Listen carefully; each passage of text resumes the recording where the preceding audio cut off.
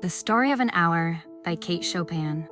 Knowing that Mrs. Mallard was afflicted with a heart trouble, great care was taken to break to her as gently as possible the news of her husband's death.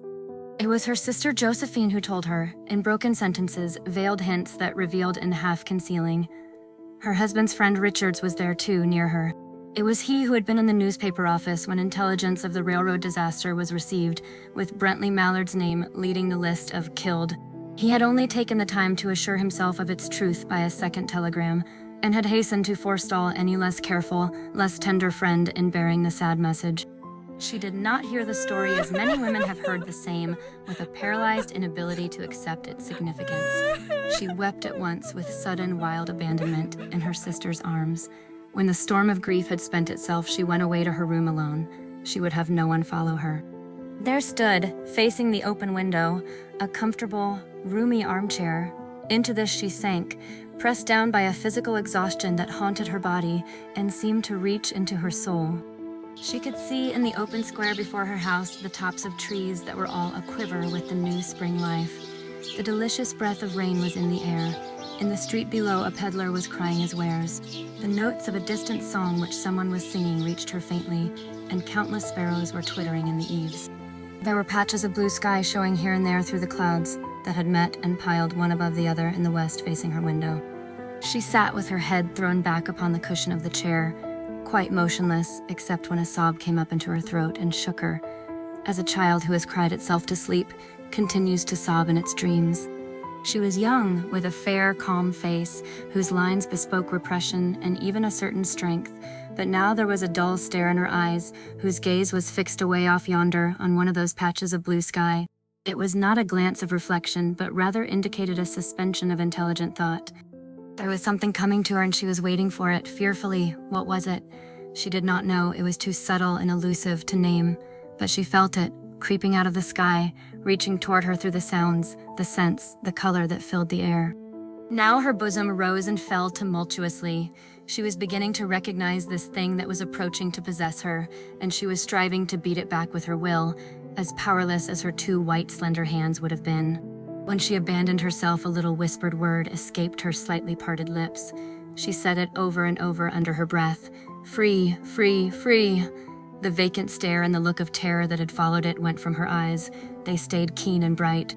Her pulses beat fast, and the coursing blood warmed and relaxed every inch of her body. She did not stop to ask if it were or were not a monstrous joy that held her. A clear and exalted perception enabled her to dismiss the suggestion as trivial. She knew that she would weep again when she saw the kind, tender hands folded in death, the face that had never looked save with love upon her, fixed and gray and dead. But she saw beyond that bitter moment a long procession of years to come that would belong to her absolutely, and she opened and spread her arms out to them in welcome. There would be no one to live for during those coming years. She would live for herself. There would be no powerful will bending hers in that blind persistence with which men and women believe they have a right to impose a private will upon a fellow creature. A kind intention or a cruel intention made the act seem no less a crime as she looked upon it in that brief moment of illumination. And yet she had loved him, sometimes. Often she had not. What did it matter?